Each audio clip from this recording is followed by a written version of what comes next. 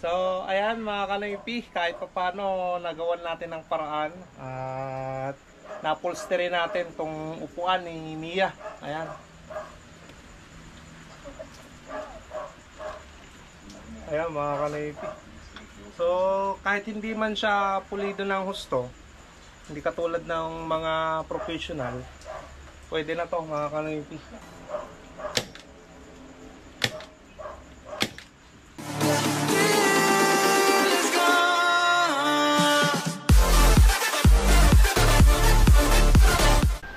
What's up mga Kanoypi? Good morning sa inyong lahat. Nagbabalik na naman si Kanoypi for another video.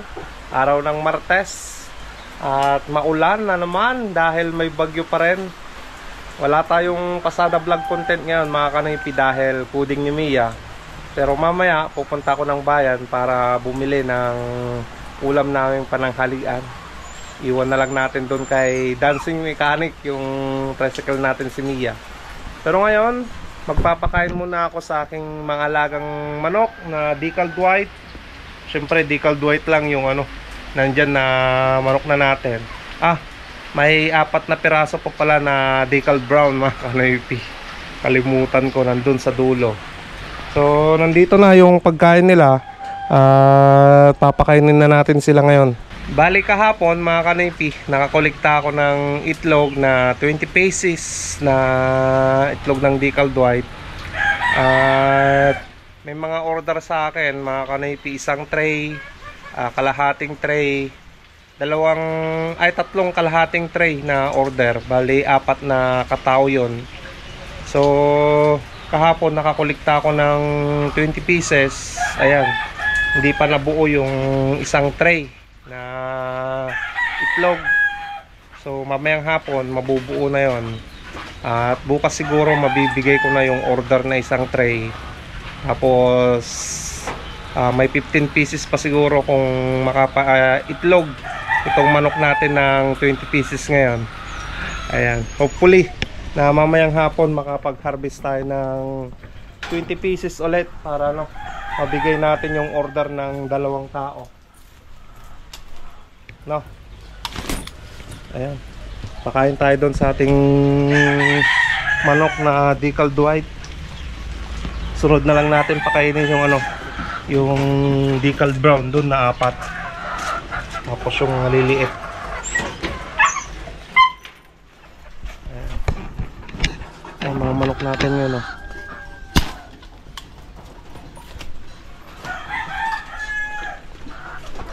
Ayan, pasok tayo mga Kanoypi.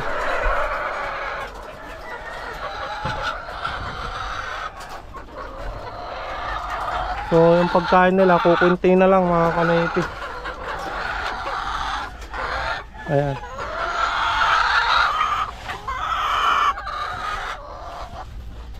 So saktong sakto itong ibibigay nating isang ganito.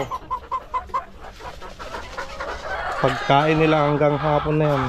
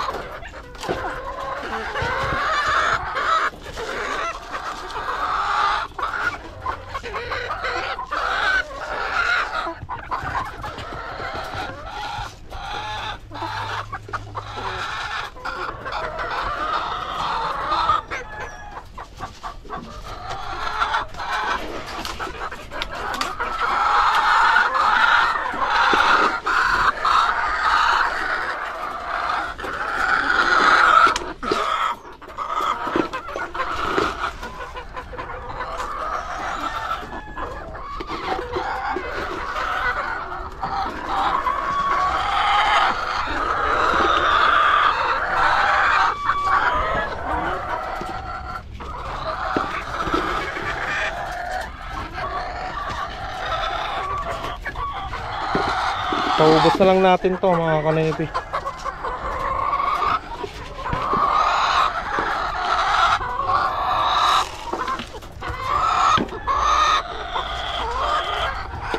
Ayan, nabigay ko na isang ganito.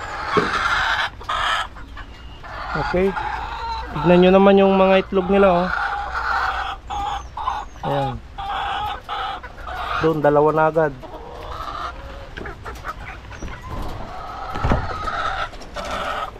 Yung mga nandito kumakain na rin mga kanoypi. Ayan.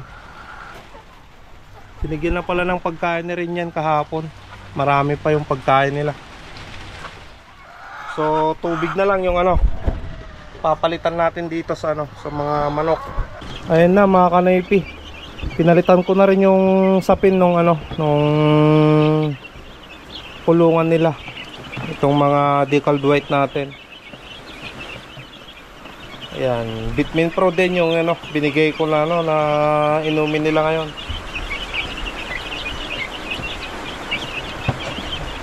Ayan. Ayan mga kanoypi, papunta na tayo ng bayan. Ang sarap pa sanang matulog kasi ganito yung panahon. Maulan. Malamig yung panahon. Nantok pa ako mga kanoypi, gusto kong matulog kaso kailangan nating pumunta ng bayan para bumili ng pananghaliang ulam. Siguro pati i-ano na rin natin ng ano, panghapunan na rin yung bibili nating ulam ngayon para isang bilihan na lang. Grabe, no. Tara mga kanoypi. Nagbota na ako mga kanoypi para ano, hindi mabasa yung paa natin. Tara na mga kanoypi.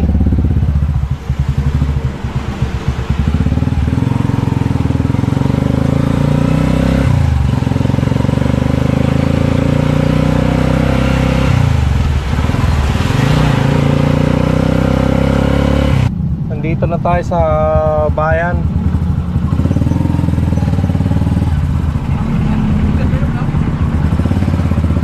Hanap na lang tayo ng mapaparadahan.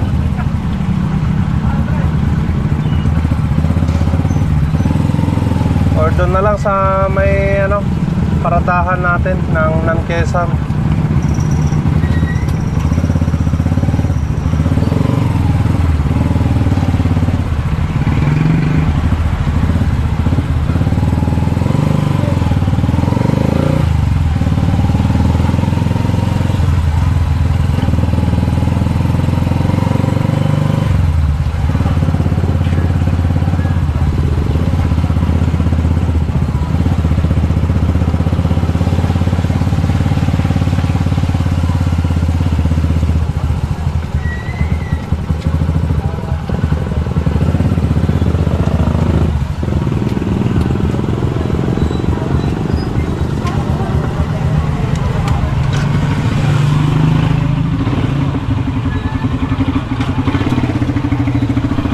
Dito na lang tayo paparada.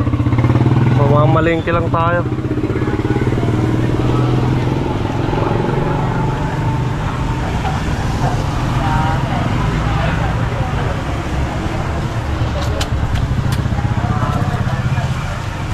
Ayan.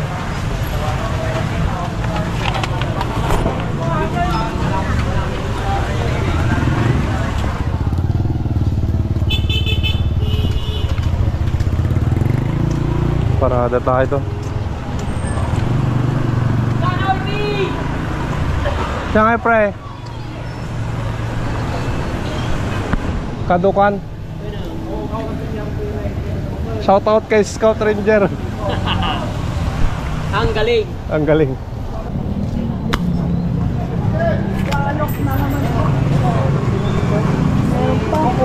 Kuha ka.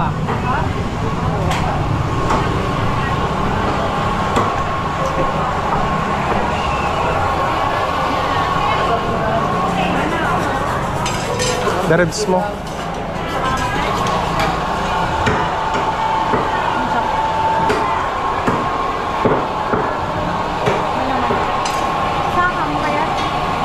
Madi, naging na.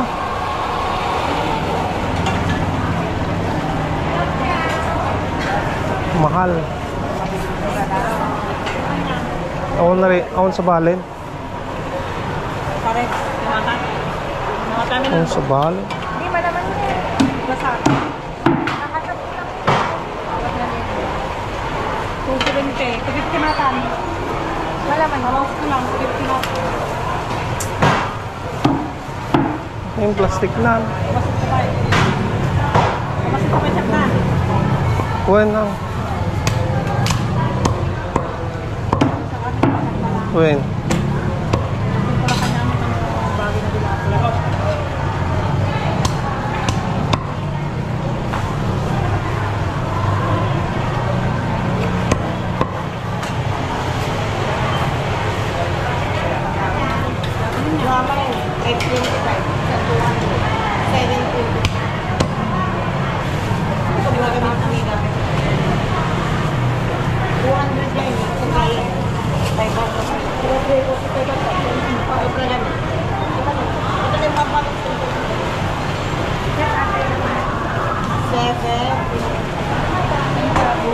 Sige.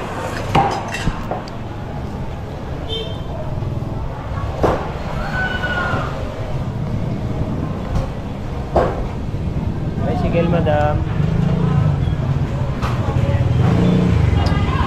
Ayan mga kanaypi, nandito na tayo sa parkingan ni Mia.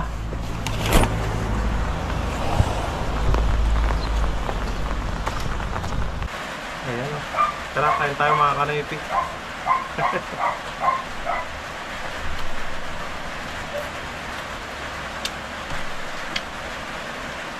Matamis naman, matamis. Ilang araw na kasi itong ubo ko mga kanaypi. Hindi pa natatanggal.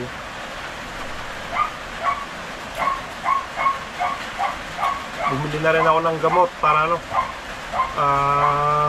magamot na.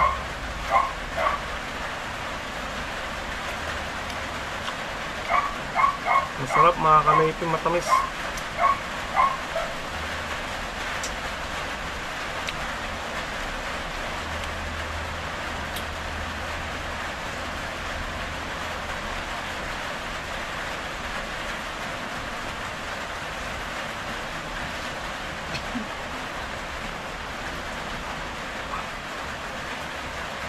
Ayan na yan. Sinigsik.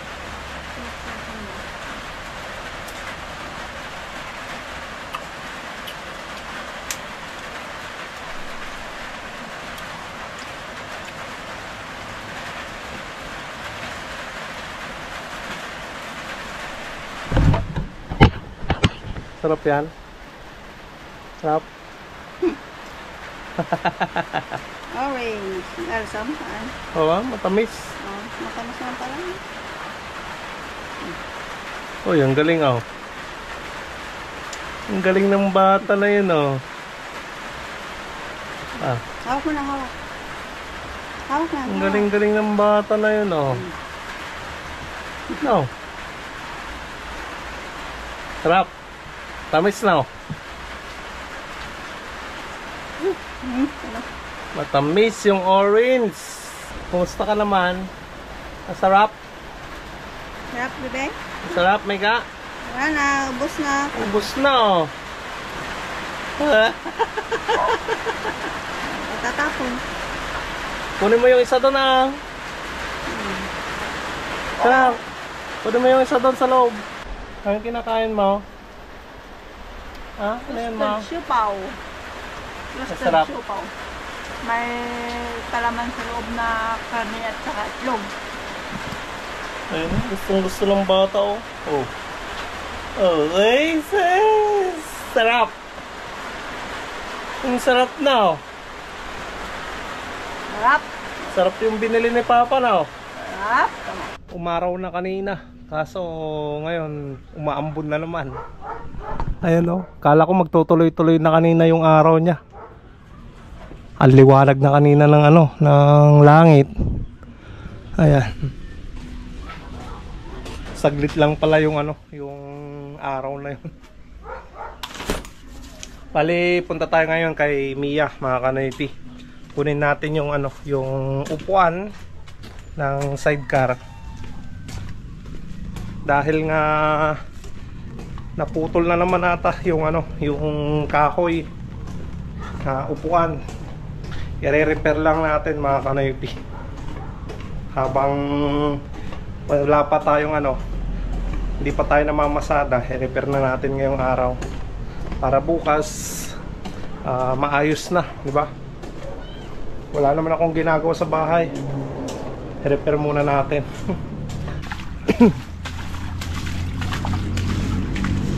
Ayan, natanggal na lahat yung tali niya.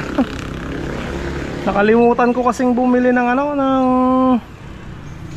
tawag ng tali, mga kanoypi. Ayan o.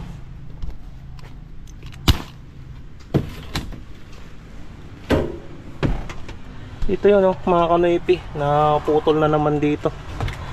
Sira. Ayan o. Wala na pala. Tara, tignan natin sa bahay. Kunin natin to. Baka pwede pang ma-repair.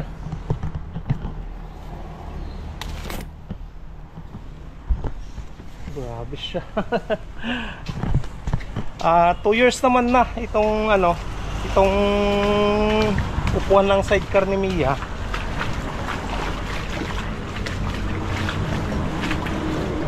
Siguro kailangan na ring palitan, mga kanoypi, yung upuan. So baklasin natin itong nandito na wood screw, mga kanoypi. Tignan natin kung pwede pang ma-repair. Kung hindi na pwedeng ma-repair, ano, ayusin na lang natin. Bili na lang ako ng ano, ng kahoy. Pati itong ano, itong cover niya sira na rin eh. Ayan, mga kanoypi. Yan, sira-sira na.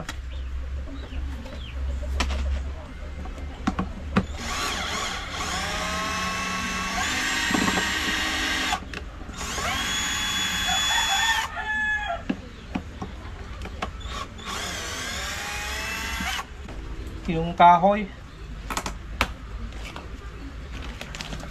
Yan o.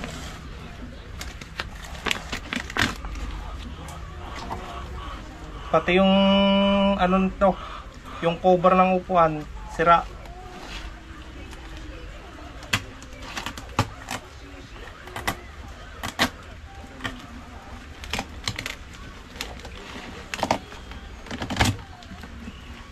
Ayan.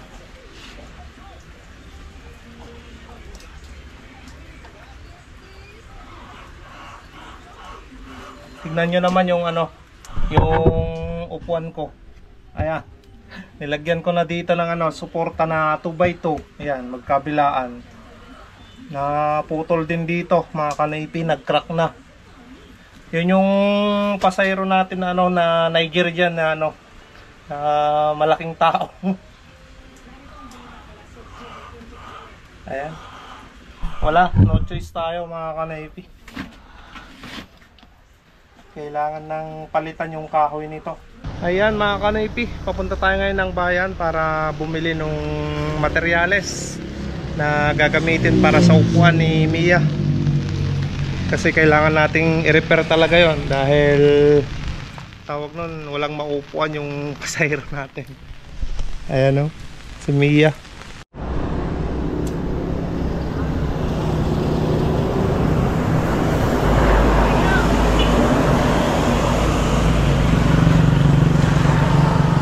So, nandito na tayo sa bahay, mga kanoypi. Nakabili na tayo ng materyales na gagamitin. At ito na, mga kanoypi. Bali, itong cover niya, 2 yarda yan, mga kanoypi. Pati yung sandalan na sa likod yan, yung ano, papalitan natin para parehas na black. Yung plastic cover, 3, para parehas na rin na, ano, na mapalitan yung mga cover ng ano, mga sidings niya. At yung foam, yan, para sa upuan. Okay na, mga kanoypi. Nandito na rin sa likod ko yung ano, ayan, nandito na rin yung 2 12 feet na eco lumber. Yung gagamitin natin. Umpisa na natin para ano, para matapos agad. At anong oras na, mga kanoypi? Alas 4 na ata ng hapon. Sukatin ko lang yung mga tatabasing kahoy para dire-diretso na.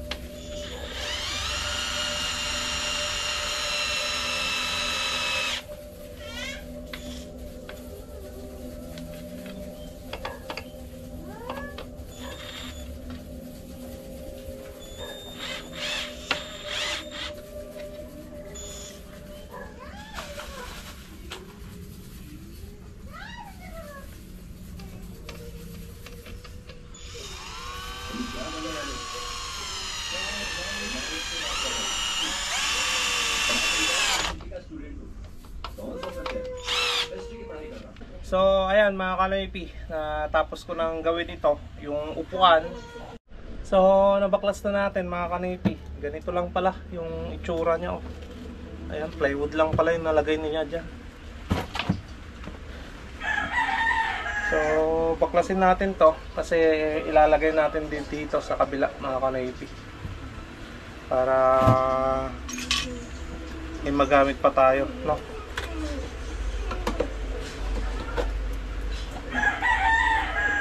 Paano kaya natin babaklasin to? Bali, nahirapan ako na baklasin yung yung plywood na yon mga kanoypi. At didos yung ginamit na pako kasi kaya hirap tanggalin. Saka wala akong pantanggal mga kanoypi. So, hingin na lang tayo ng plywood sa kapatid ko ulit. Ayan. Gagamitin natin sa upuan. So, yan. Hingin natin to mga kanoypi. Tatabas tayo dito. So, ilalagay na natin tong mga kanoypi, yung pinaka brace niya dito. Ay, stopper pala. Mamaya maglalagay na tayo ng foam. So, ganyan yung itsura nung nung tinanggal kong kahoy niya. Plywood lang to na nandito. So, ganyan mga kanoypi.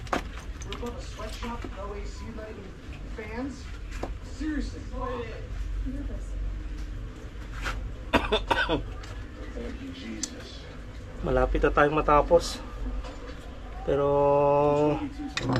dire-diretso pa rin mga kanoypi. Kailangan nating matapos ito ngayon.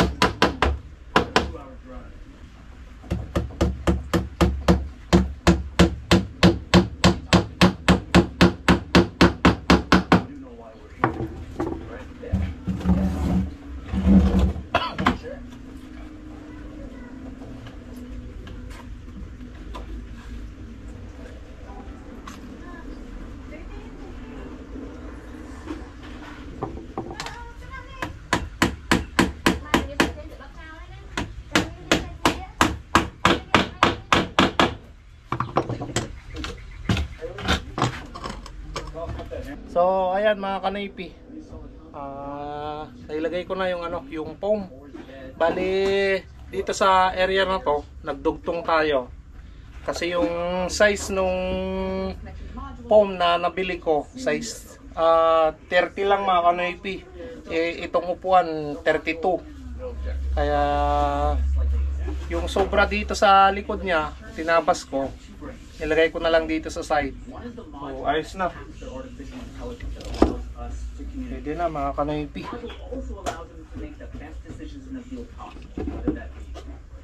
Yun na lang yung foam dito sa side niya. So ilalagay na natin tong foam mga kanoypi at yung cover niya. Ayan. Bali yung tinanggal ko sa sa unang foam, yan na. Pinalaman natin dito para mas makapal. Saka dito kasi mga kanoypi para makuburan niya dito sa sa baba niya. Kaya dinugtong na lang natin. Isa na lang yung tinanggal ko. At pinalitan natin ng Eurotex foam ito. Para mas malambot yung upuan mga kanoypi. Ayan. Maggagantaker na tayo. Bali ilalapat ko muna yung yung tela na to.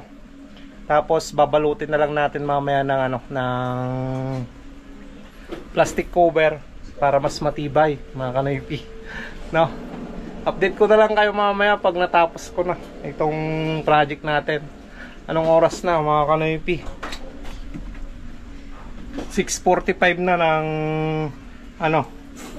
ng gabi. Ito ayan, 6:45 ng gabi. So kailangan na nating matapos to mga kanoypi. Anong oras na?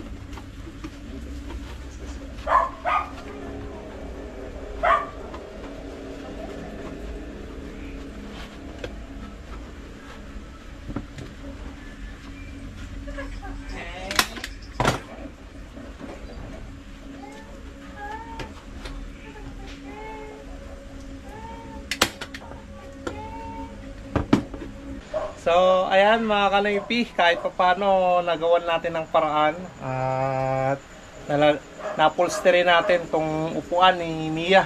Ayan.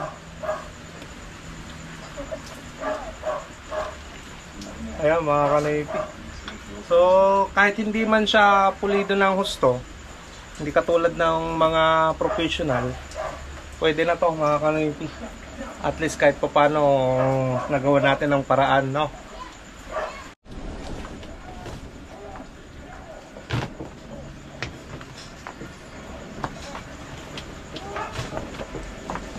Bigyan na natin ng plastic cover yan.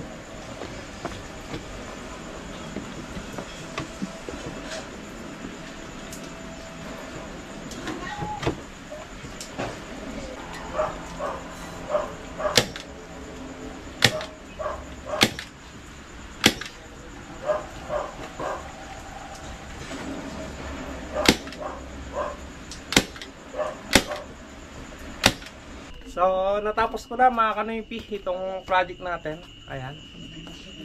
Nabalot ko na rin ng ng plastic cover. Ayan oh. Ayan. Bali, ginamitan ko siya ng ng blower mga kanoypi. Ayan. Para maganda-gandang itupi dito sa gilid ng ng side niya, ang upuan. Mas madaling i-bend kasi yung yung plastic cover pag mainit. So, anong masasabi mo naman dito rin yan? Yan ang siri niya. Maganda mga kanoypi, parang gawang solido. Mas malambot na to.